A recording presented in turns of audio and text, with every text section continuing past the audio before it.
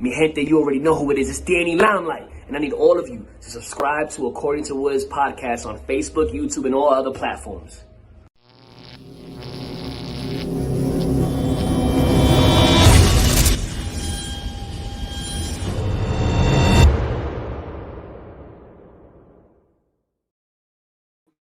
What's good, party people? This is According to Woods, and I have the honor and privilege of having a Brazilian jiu-jitsu practitioner and owner of the Tucson Kava bar, which we're going to get into, but she's the one and only Whitney Summer. Whitney, what's going on? How's it going? It's going good. It's going good.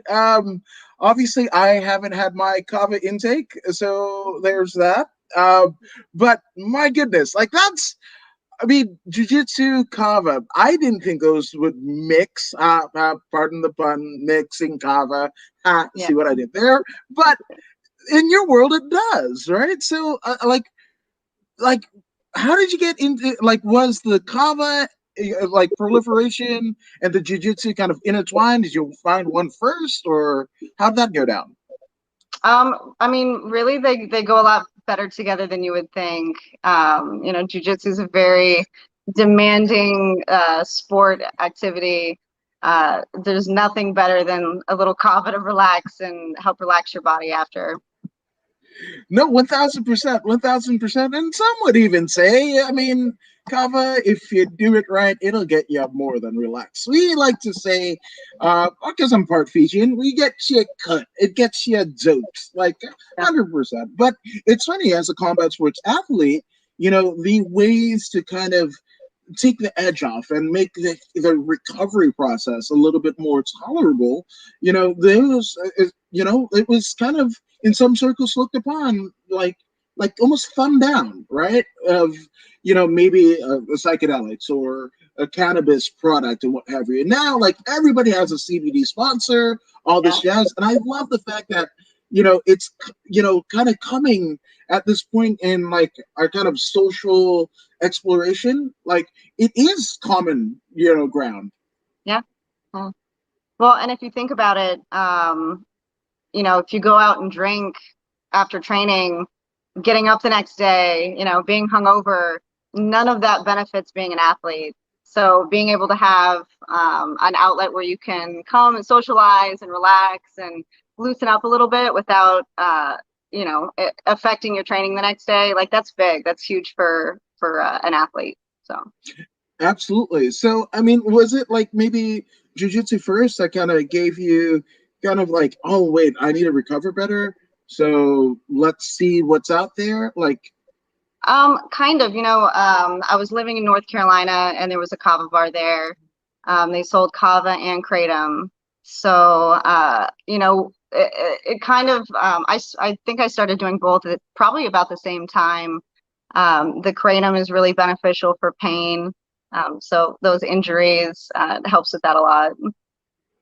Wow, that's amazing. So, I mean, I'm not that is a completely adverse kind of what my preconceived notion North Carolina would be. I'd either be country or Ric Flair. Woo! I'm gonna do that, right?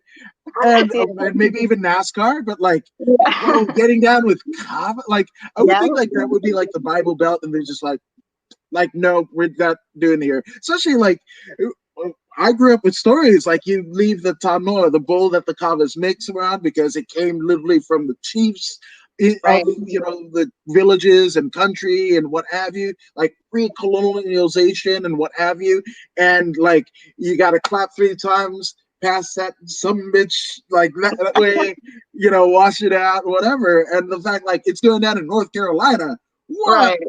What? And there was a bar already established, so a few weeks ago, I didn't know that Kava bars existed, right? So in terms of the timeline, when did you discover it? What year? Probably maybe 6 years ago. Whoa. But there's been Kava bars, especially in Florida, that area around there. There's dozens. There's a Kava bar every block. But I think the first one opened up maybe like 10 or 15 years ago. So it's been around. It's just now kind of starting to gain popularity. Jeez Louise, that's fun. That's fun. So, in terms of like, if, for those, I've never been to a Kava bar. Like, I have my cousin Clarence, and every time I go to his house, we down a bowl, like just straight, no chaser. Maybe have like a Dorito to kind of take the sting of the tongue, or maybe a Coke. That's the only. I don't drink soda, but that's the only time I will drink soda is Coke with Kava, right? Just to kind of as a chaser. So, what is a Kava bar experience, and what did you experience the first time? Yeah, a lot of times kava's served with like a slice of pineapple as a chaser. But I think every kava bar kind of has its own interpretation of the tradition. Like we serve in little bowls, kind of a reference to the coconut cup. Um, but definitely, some pineapple juice is a great chaser. We like to create like a really nice, relaxed, chill atmosphere in here. Um, a place where people feel like they're gathering around a bowl and partaking in this tradition together. So No, 1,000%, and I love that. It's an atmosphere because that's essentially like for me, it was a rite of passage. I grew up here in the States, away. Like my dad, I'm actually like half Fijian. My mom is Fijian. My dad, African descendant of slave or ADOS, right? And so I would always get like you're just some half breed, blah blah blah, right? So anytime that like my elders, like I got to sit with my uncles, my cousins, and the elder statesmen of my family, like that was a rite of passage where like we're sitting around sharing stories, me not saying much, listening to them and their travels and or maybe lack thereof, and their woes and what auntie didn't do right, like all this, like whatever. But that's it. It's a communal thing. It's almost like in some deals about like going to the beauty salon or a barber shop, like a place to kind of you know partake in stories. And but in this particular cases, I'm not sure how the beauty and the barbershop have existed, but this has been done in our culture like for thousands of years, right? So I like that kind of ordeal. yeah, yeah. Now, in terms of so have you had a traditional like Melanesian Polynesian kava experience? I haven't. It's definitely on my list. We would love to go to Fiji or Vanuatu. There's so many Yeah, amazing places where kava's grown and served traditionally, and it's definitely on our list of things to do. So. I love it. Now, so what made you keep coming back to this bar in North Carolina? Because for me, like the only time, and this is probably like not the best of, like I'm not getting any Fijian points by saying this, but the only time I drink kava is when I'm with my cousin Clarence, and then we go, like we drink probably about a year's worth in the night, and I'm good. I'm good. Like I haven't, So the fact that people would like want to partake and come back for it, and especially outside of the culture, I think it's pretty cool. I never thought that I'd be like openly talking about kava, because I remember like the last time we went to go get kava, like we drove to a place by LAX, right? And it was a Yeah. house, right? And my cousin had to text, right? And we waited about 5 minutes, and then the apartment that the address was for, a light appeared in the back of the house. Signaling we go to the back of the house. We had to knock 3 times, and Yeah. then money first. Didn't see the person, called her auntie, and we were gone. Yeah. So, like that almost. I mean, in some circles, would be a drug deal, right? Like, so the fact that my goodness, like it was a fully fledged like community, right? You're in Tucson, right? You had it in North Carolina, Florida. You know of these things. Like I never thought, like, can you just like talk about it? Like it's crazy. Well, I don't think people drink it for the taste. So it definitely offers you something else outside of that. Uh, you Yeah. know. So who was it? I mean, was it something that you kind of just saw like passing through? Did somebody invite you? Like, what was the deal, and what was your first experience like? Yeah. So when I met my boyfriend, he was actually the person that introduced me to jujitsu as well as Kava and Kratom. So it was kind of one of those things like, here, drink this. Like, it doesn't taste good. It's gonna make your mouth numb. Just chug the whole thing. Don't stop drinking. And then it just became something that we did. We would go, we'd train for 6 hours a day, and then you're sore. And it's either we go and we get food and we throw back some shots of tequila, or maybe instead we drink some kava and don't get into as much trouble. No, 100%. Oh man, that's. But I love the fact that he gave you kind of like, this Yeah. is the way it's gonna taste, because like I remember like taking a bunch of my buddies when we like Fijians. If there's like more than like, I don't know, less than 8 people in a particular house. And maybe that was just my experience, right? Like we were 8 deep, right? My mom, my cousins, my uncle, all that, whatever. But, you'd sit, like every Friday, whatever, and have kava. But then once I got a little bit older in high school, I started bringing my friends over to the house and whatever. They want to drink. And then my cousin Clarence, Yeah. you want to, you really want something, like whatever. And I just remember seeing their faces because they Yeah. didn't know, and it No. looked like dirty water. And then like the only like description that they heard was pineapple, right? And what it was like, pineapple in terms of like the numbingness of your tongue, it's almost like licking like 1,000 pineapples without the Yeah. sweet, or kiwis without the sweet, right? Mhm. So at least your boyfriend gave you kind of a heads up, like, yo, it looks and tastes probably the same, right? Yeah. But so you got that, right? I used to just sit back and watch, just and howl and laughter, just go like whatever. And like the story is like, oh, like if you don't do it right, like we call it the Tevoro, right? Like the spirit warriors are kind of, because it comes from chiefs and whatever. So we were like, yo, like he's gonna come and haunt your soul forever, like with the big hair and the face paint and the skirt and a club, and he's probably cannibal, so he'll eat your soul. So there's that. But you didn't have that experience, No. thankfully. And we try to warn our customers when they come in, especially the people that haven't experienced kava before. We serve traditional kava, but we also we have a lot of cocktails that taste really good that are just kava cocktails.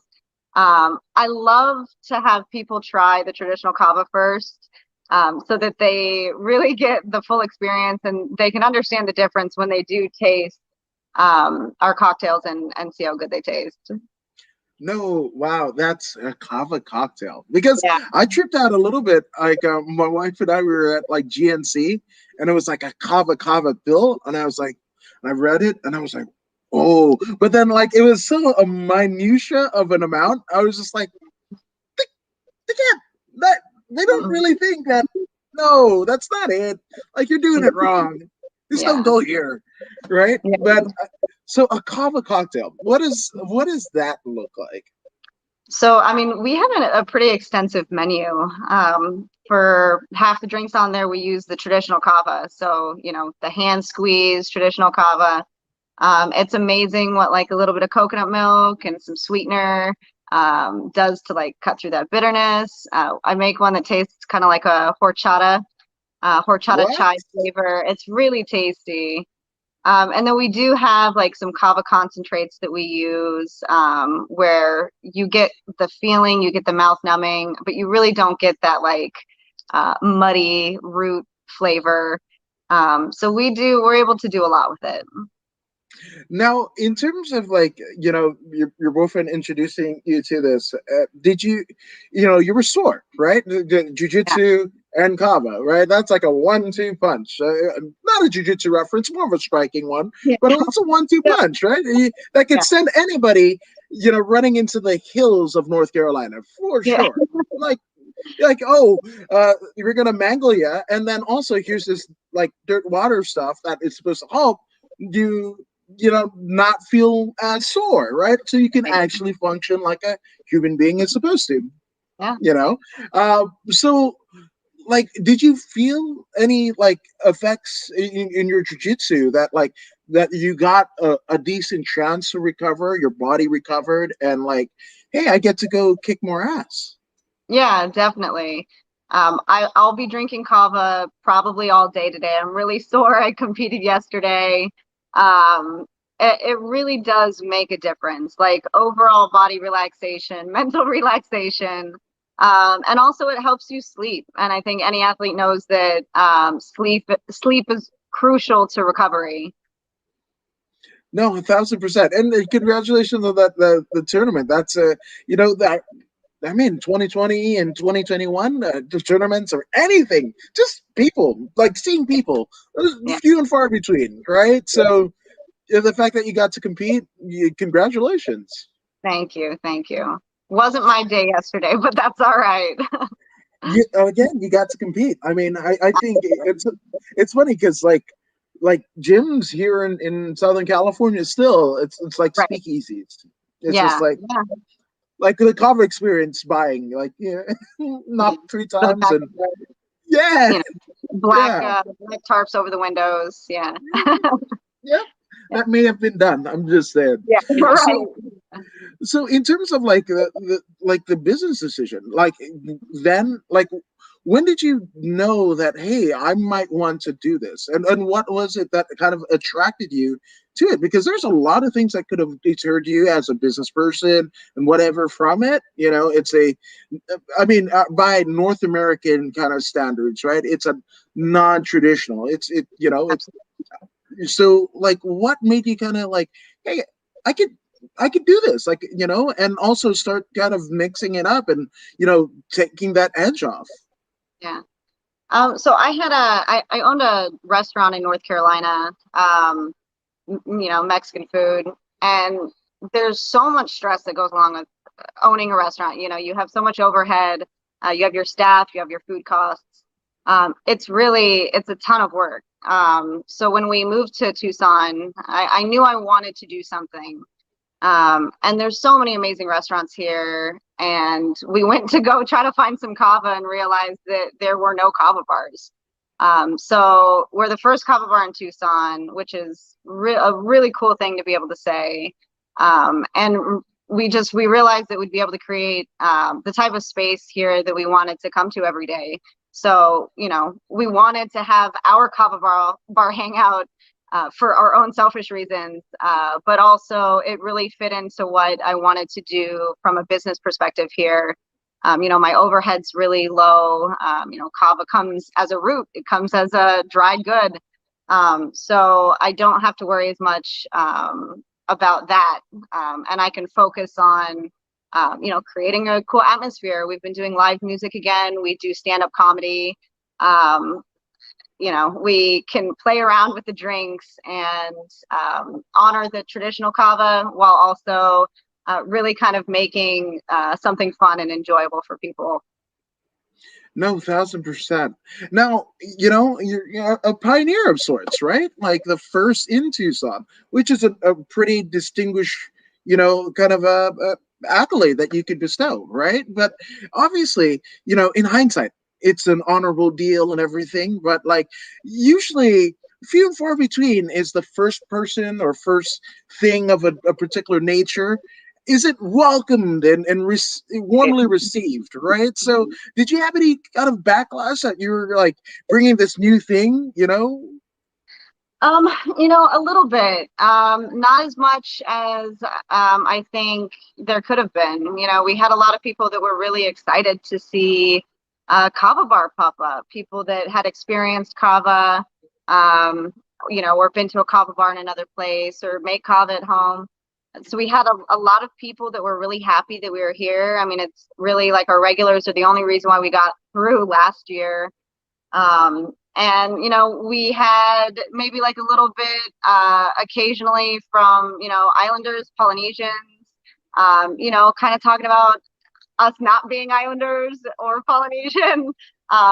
But really, like, you know, I think when people see that we're really trying to honor the tradition and the culture, um, and you know, just share what we think is a wonderful thing with Kava, with Tucson, with people, you know, it's been pretty well received. That's brilliant. I love that. And even like the traditionalists, like I know like my aunts, they'd be like, "Oh, you don't speak Fijian?"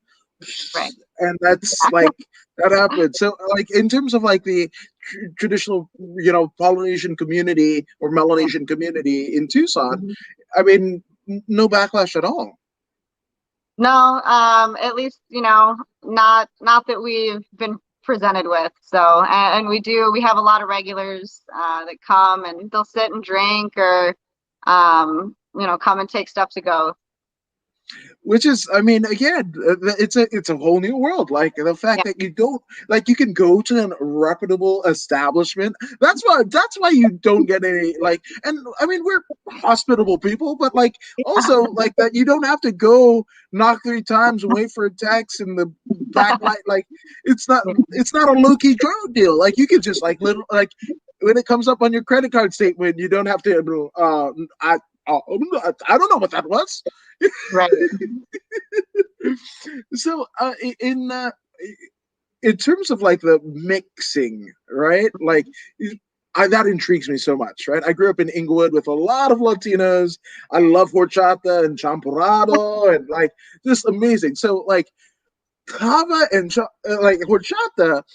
Wow, I'm so intrigued. So, how did like the taste and the mixtures? Did you kind of derive from some of the other kava bar experiences that you had in the past, or was it something like you knew as a restaurateur?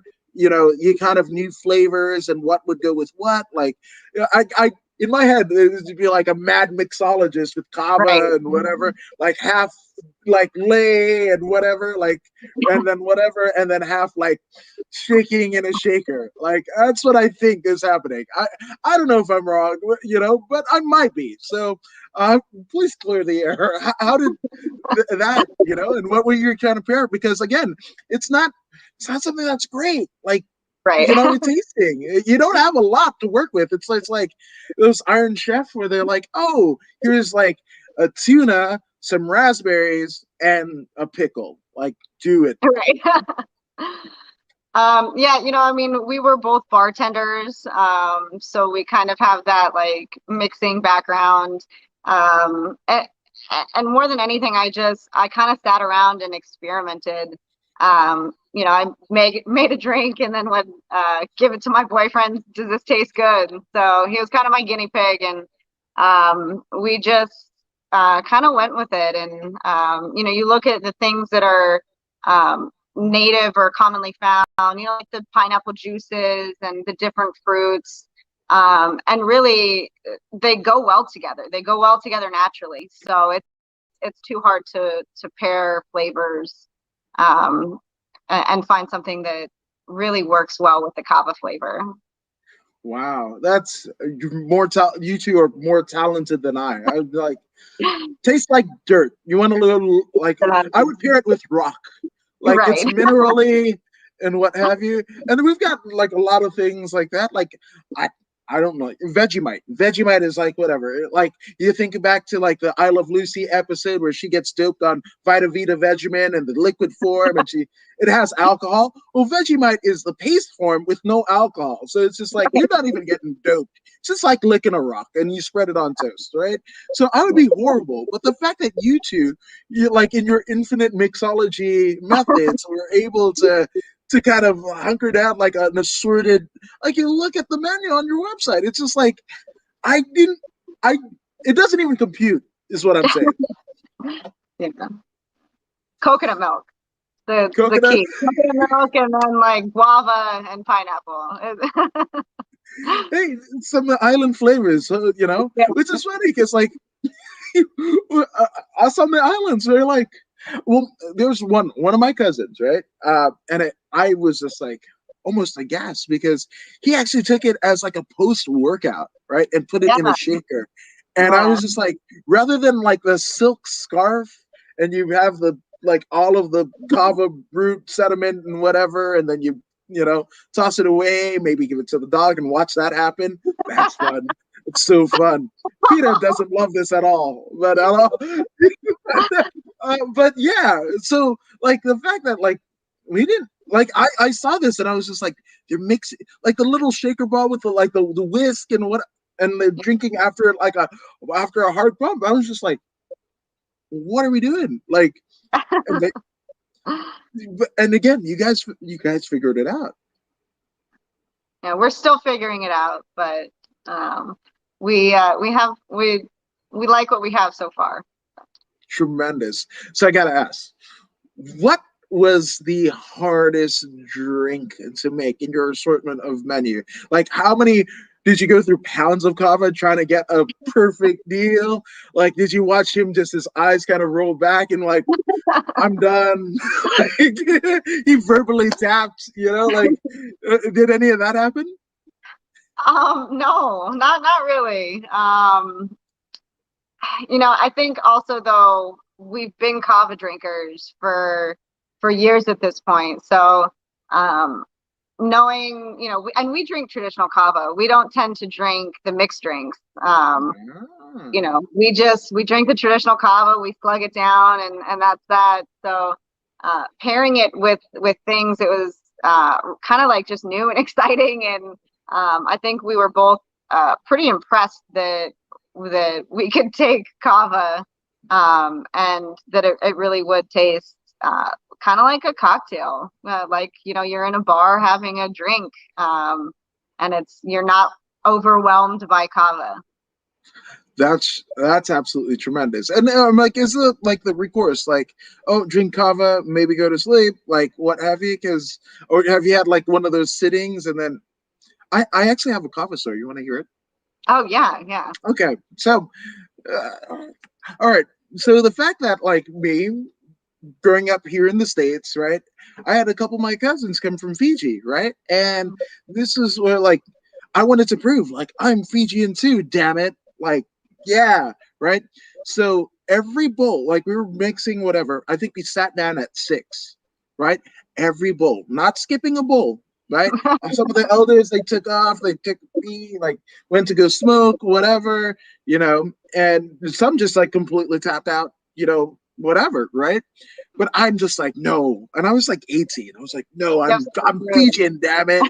Yeah, just wits of steel and IQ for I don't know peanuts, but yeah.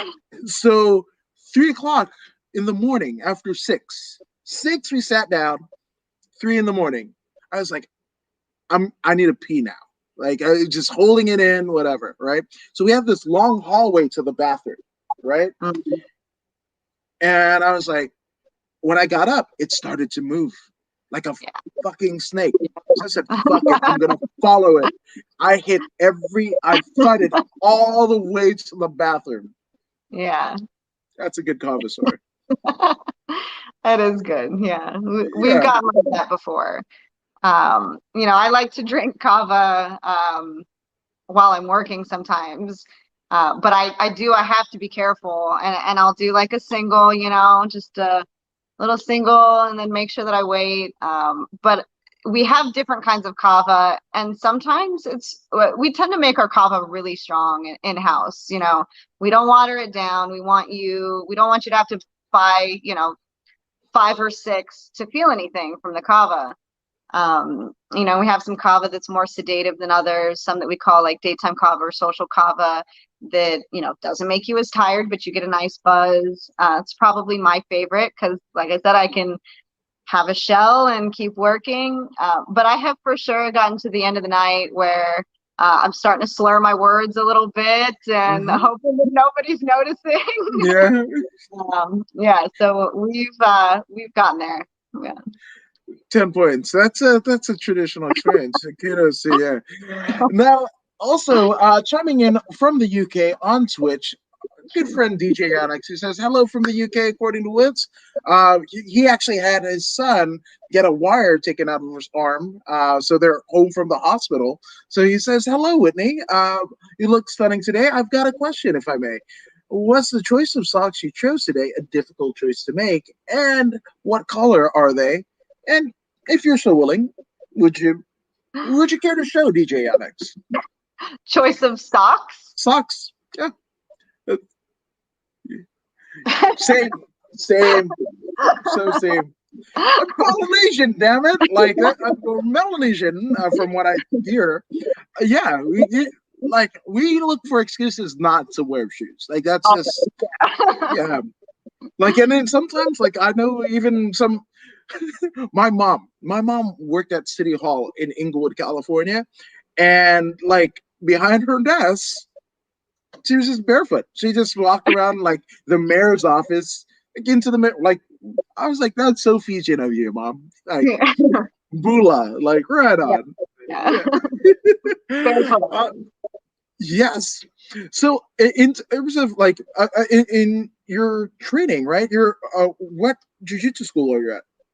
I'm at 10th Planet Tucson. Shout out to Mercedes and Anthony and yeah, man, and oh Nash Palma, man, Nash 14 room. Yes, We that's have awesome. an amazing crew. We have such, teammates, coaches. It's outstanding. It's a family for sure. Absolutely. And DJ Onyx says, socks are few and far between with your guests. See, that's why I have like the contingency plan. And most people are either jiu-jitsu practitioners. So that's again like another reason not to wear socks. But Right. again, I've got some custom edition Cheech and Chongs right Those here. are awesome. Yeah, so there you go, DJ Onyx. There's your and I won't wear them because how can you wear such? I mean, like amazing art as such. Like I don't know. That's sacrilege. I think. Yes. Yeah. So, have you had any of the 10th Planet Tucson crew like through the Kava bar? Like, and how does that introduction? Like, do they know about it? Like, like what has been that interaction? Yeah. I mean, everyone at 10th Planet, especially, Mercedes and Burchek always work to try to support their students and promote their students. So the Kava Bar and 10th Planet, even the whole jiu-jitsu community, we have, I kind of make a joke that I collect jiu-jitsu people because so many of my regulars are people that do jiu-jitsu, whether it's at 10th Planet or another school. But really, I mean, Mercedes and Burchek have been amazing about promoting us and coming. I mentioned earlier that we do stand-up comedy. Mercedes has actually done, she's gone up and done some stand-up comedy. One of our other, teammates has gone up and done it. So they try to show up and support us. Nicole, who you interviewed pretty recently, she's in here a few times a week. So it's really, it's been amazing kind of introducing them to this part of our life and being able to join the two together. No, I love it. DJ Onyx is pretty angry with me. Haven't you warned them yet? No, they've been like in that state for 2 years, and he says he'd be all over them. I know. I like to look at him, is what I'm saying. Yeah, because I actually had gosh, I can't even remember. I think it was like a Mike Tyson one. Oh no, Rocky. I had the Rocky ones, and then Rocky's face just got all like weird. I was like, no, I'm not. I'm buying them, and I'm gonna put up. And like once the studio's complete, I will actually probably adorn the wall with them. Yeah, yeah. And good vibes, as says Ashley Kloss. Just good vibes at the Kava bar, which that's gonna be a cool deal because a lot of times in like jujitsu, right, especially when you're the student, it's weird to like you don't have anything to give to your team or coaches, like really, right? So the fact that you have this thing and not that extends not just to your team, but the entire like Tucson or even further, like outside jiu-jitsu community, in Arizona, that's got to be a cool thing. Like I have a part, like we have a part in this community that we've built, and now there's like a familiar ground. Yeah, definitely. Yeah, we'll have like after parties here after tournaments, and it's just really cool. It's definitely something that we can all kind of sit down and put away whatever like gym rivalries there are, and we sit down and we drink coffee together. So That's amazing. Like just to hear you say, like that's I love that. I just so love that. It's so cool. It's so cool. And again, it's Kava, like, yeah. and it's because like in recent years, like I'm mid 30s, and I can't do the 18-year-old like 6 p.m. to 3 a.m. No, cannot do that anymore. Like at at all, right? So as I'm literally like literally running away from Kava in my like adult life, like more people are starting to get into it. I think I kind of like missed the curve. It was all topsy turvy. Yeah. Well, I get hungover so bad if I drink at all. So I can drink kava and not feel that, you know. I just, being in my mid 30s, I don't recover like I used to. So Same, so same. Now, my sketchy artist out of the famed CSW Combat Submission Wrestling crew in Fullerton, California, it says, question to Summer. Did you struggle at the beginning of your BJJ training? Any tips on getting better? um yeah, I struggled with kind of some um uh, I've always been an athlete. So there was initially, some natural athletic abilities that went into kind of learning, but then you hit this like plateau and then you just stay there. I stayed there for so long. Um, and it was pretty difficult, I think, from a mental perspective, uh, getting over that, like defeating the ego, and learning how to lose, and learning that there's so many talented people out there, and really to be able to focus on your own training and not compare yourself to other people, and not take losses as setbacks. Just continuing to move forward and always trying to learn something new and being gentle with yourself.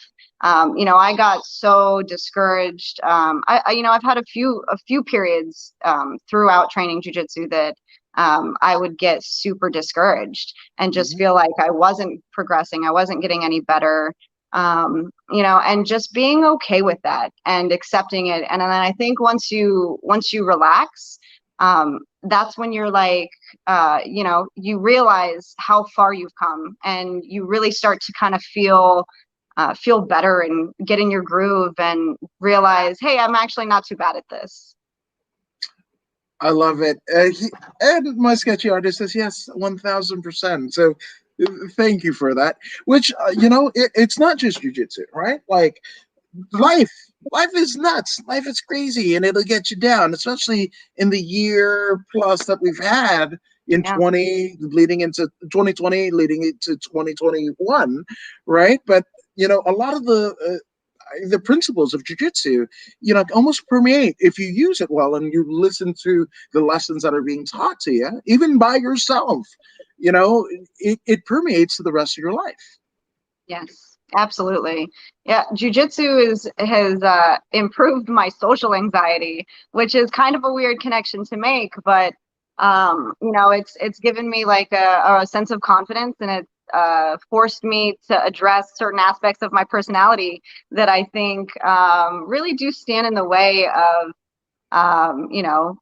all kinds of different things. But just learning to relax and kind of go with the flow, which is really like you try to force jujitsu and it just doesn't work. So it's helped me in so many other aspects of my life. It really has. There's that like cliche, like jujitsu saved my life or changed my life, but it's true. It really made such a significant impact, and I don't know what I would do without it. Love it. Yes, and he says lesson learned, and Not. So I'll do that for you, good sir. Which I mean, uh, it's crazy, right? Because when you think about like the social construct, right? Like when you're like, I don't want my limbs getting unceremoniously separated from a body or being separated unceremoniously from consciousness. Like I don't want anybody's giblets on my face. If that just, I'm out. I'm out. Yo, like I'm out. You put your knee on my belt. No, like that's we're not doing that, right? And all of that stuff happens, right? So again, it's like social anxiety. I can only imagine, right? But all Yeah, of that stuff, almost like it, I don't think it could be combated like any better than just like all of it at you all at one right. time, and you Yeah, have to survive. There's 3 minutes still on the clock, yep, and you got absolutely. more of these to do. And you Yeah, paid for this, so you want to get your money worth. So you can't walk out the door like, yeah. yeah, right. Hmm. Which I mean, in those times of like being down and doubting yourself and whatever, like what got you out of it? Was it just a strong sense of self? Was it maybe something motivational you listened to or watched? Like because a lot of people, I love that you brought it up, but a lot of people are going through that right now, like really going through it. So I mean, what are some of the things that you've used? Um, you know, I think proving to myself that like I can face challenges and difficulties, and I come out better. Even like losses, like my tournament losses, have really they've shown me more about myself than I think any of the wins ever did. Being discouraged. I mean, even just walking into a new gym, going to open mats, these things, would have been extremely difficult for me um, anytime before jujitsu. But really, the jujitsu community, especially here in Tucson, in general, has been very welcoming. We have open mats, we welcome other schools. I'm friends with a ton of people from other gyms, and just it's a camaraderie, it's a community. And I don't feel, alone. I don't feel like I feel like I have a place and I have a support system. Even these people that I don't know really well, I feel like I could put a call out, hey, I need help, can someone help me at the bar or something like that. And I just I know that someone would be willing to offer that help. So it's just a greater sense of like community, and knowing that like I don't always have to face things without support. I have a team now. And that definitely is, it makes it reassuring and makes me feel a little bit more confident to tackle more things. I love it. I love it. Now, in terms of like, are you more like of a goal oriented, like in terms of like your jujitsu? Are there belts you want to attain, tournaments that you want to do, or is it just for the love of the game? Like, where what keeps you coming to the mat? Yeah, I'm very goal oriented. I've been in one sport or doing something physical my entire life. I do really well if I have a goal, if I have like a tournament or something that I'm working towards. It really keeps me focused. It keeps me, dedicated to my diet, to my training schedule, to, like not drinking, things like that. It really helps me focus on my health, which is kind of hard to do sometimes with jujitsu, especially. I'm trying to kind of heal my body and also prepare my body for battle. Yeah. But when I have a goal, it's always easier for me to stick to that. I would love to continue on in terms of belting. I want to compete more. I definitely going to start competing down in a weight bracket. I have been trying to gain weight for the last year, and it's been a real struggle. And I'm kind of teetering between two weight brackets right now. And so now I have a new goal, which I think is always good. So I'm gonna drop a couple pounds just to make sure that I can be in that lower weight bracket and be at the top. little things like that are really motivating for me. You know, I get to clean up my diet now and probably feel a lot better anyways. So Yeah, I mean, this is kind of like the male kind of deal because I've actually heard it in some like gyms, like, oh, I'm gonna compete at this weight class because I don't have to cut weight at all. What, right? You're 5'5" and yeah, 240. You're gonna get smashed. And yeah, then yeah, after that tournament, like they almost build it up in their heads so much, like I'm gonna, just because you're this, yeah, you smash everybody, which again, that might be not a good je ne sais quoi to have. Like you're injuring people and smashing through people, but you do. You use your girth and whatever. But then you get to tournament and then you get smashed, you get yeah, bulldozed. And then you yeah. don't want to come to jiu-jitsu anymore. Like, Yeah, yeah, I'm in pain today from yesterday. I went up against some really like very strong, very tough women yesterday, and I about came in about 10 pounds under the top of the weight limit. Um, so I should have cut the 4 pounds and gone down, but there was no one in that weight bracket, so I probably would have gotten bumped up anyways. uh, It's just one of those things. Like I need to, I think I need to care about that a little bit more so that I don't end up injured, and yeah. not compete where I shouldn't be competing. So, But like you said, lessons learned, right? Like yes, it's always, yeah, sometimes you know that ass whooping, it's like I'm not gonna do that. That's like ass whooping saved your life. Like that's it, right? yeah. Yeah, at one point, she had me in a rear naked choke grip, but Yeah. it's across my face, and I can just hear my neck popping Oh, and all I could think was that my chiropractor is going to be so mad at me. We've been working on my neck for months, so so yeah. sorry, Dr. Savage. Yeah.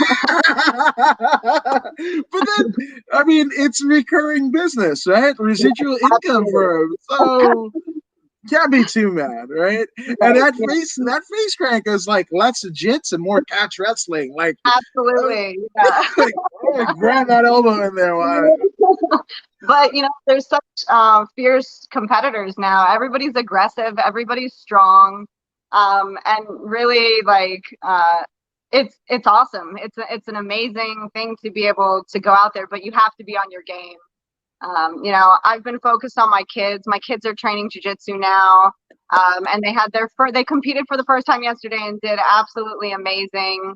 I couldn't be happier. So my focus definitely wasn't on myself yesterday, and it for sure showed. But I know now also to separate the two, and it's either my kids or me competing. But God, they did amazing. I'm so happy. That's amazing. And just even to do that, right? Like, having Bellator, AJ and Antonio McKee, who have competed on the same card, and it's only been, happened only a couple times in the pantheons of MMA history where like parents and their kids Yeah. kind of get to compete, and you got to do that with your kids. Yeah. Oh my gosh! Like, so how did that kind of deal go? Did they go, hey, mom, like we want to do the thing too, or is it like, hey, I'm doing it, why not you? A couple extra bucks, like how did that happen? Yeah, I mean, I've competed a lot.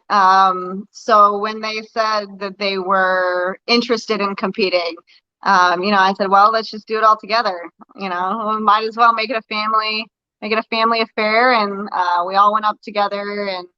And like I said, I'm so proud of, even with their losses. My youngest actually, or my middle boy, I guess, he's my 7-year-old. He um, swept his division. He did amazing. He dominated everybody, which is really cool because he's the one that kind of could use a little confidence boost, I think.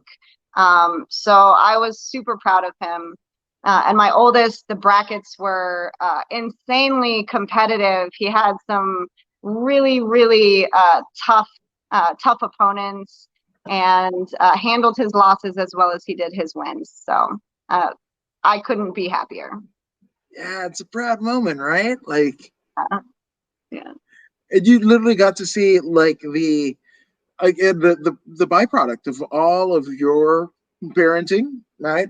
All of Yeah. the coaches, teachings and everything, and they got to converge in a wonderful way. Yeah. That's the pineapple juice to the kava, isn't it? It is the pineapple juice to the kava. Yeah. So in terms of like the reception and what you guys are doing here, like, is there maybe, and especially the fact that this was the first, right? So are there any like plans of maybe expanding the current location, maybe branching out to other parts of either Tucson or what have you? Yeah, I mean, maybe in the future, that's definitely something that we've kind of thought about or talked about. Right now, I mean,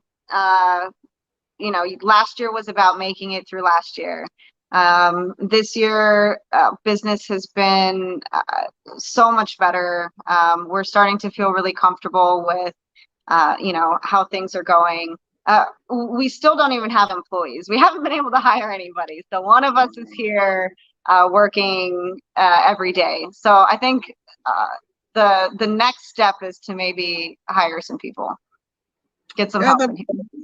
no, it makes sense. I actually just saw a bit of a report where, it's just like, yeah, business is booming, for a lot of restaurateurs where what hadn't been in 14 months, right?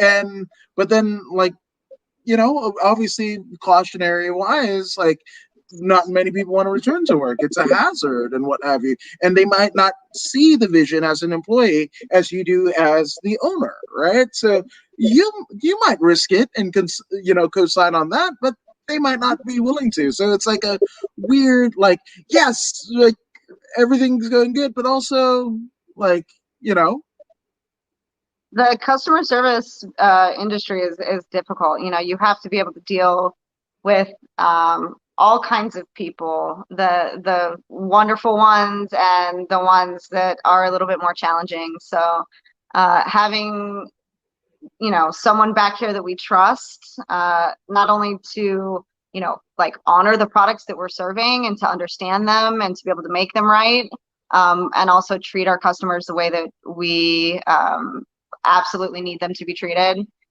It's very difficult. Yeah. I think it will have to be someone probably that we know for our first employee. that's a good deal. Keep it close. Keep it Yeah. close.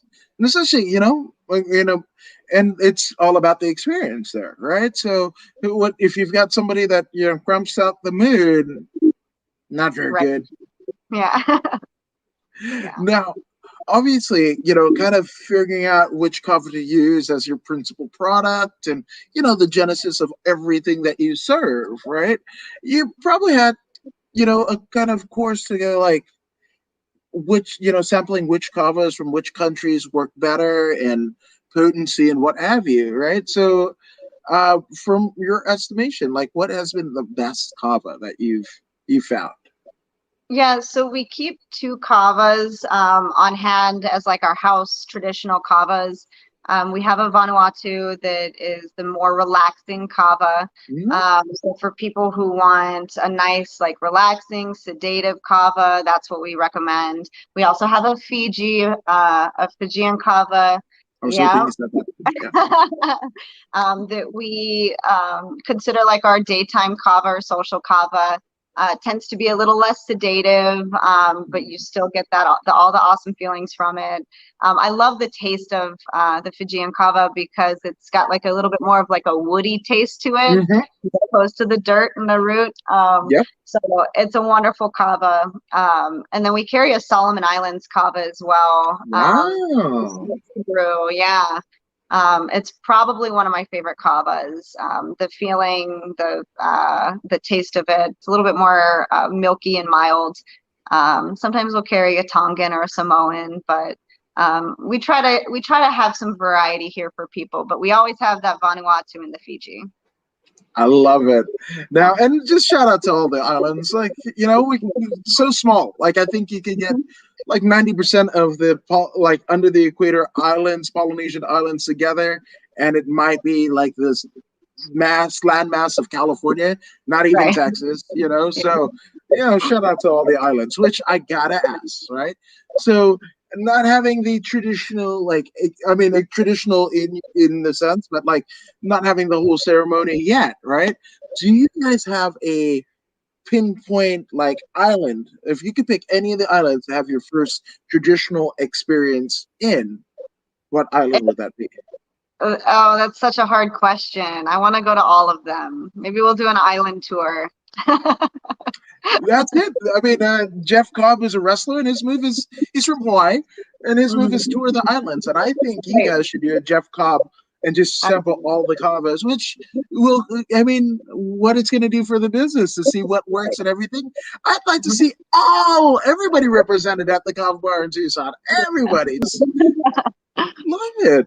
Too. Yeah. Like Kava on tap. I just had a wow. That's that could be a thing. Now, obviously, there have been a lot of people who have supported you in the business, your jujitsu, as well as family life and personally. So take as long as you need. Let's get some shout outs out of the way. Awesome.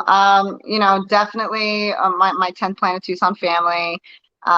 Also my ATT Asheville family, which is where we originally started training. Um, there's so many. When we first opened the Kava Bar, there's a Hawaiian place here called Solid Grinds, and they were extremely supportive of us. Always would come in and put back some serious kava and do some shout outs for us, which was awesome. Gosh, there's so many. Shout out to my kids. I love my babies. Yeah, I was like, that's a good one. Usually when you do the family one, Yeah. everybody else you can stand, but like your family will let you won't let And, you and let Kevin, it down. can't forget my boyfriend and business partner. Yeah, pretty good not to forget him. I'm just saying. Yeah, shout out to Kevin and the kids. Now, obviously, for people that want to know more about what you guys are doing with the Tucson Kava Bar, where can they find more about you on the interwebs?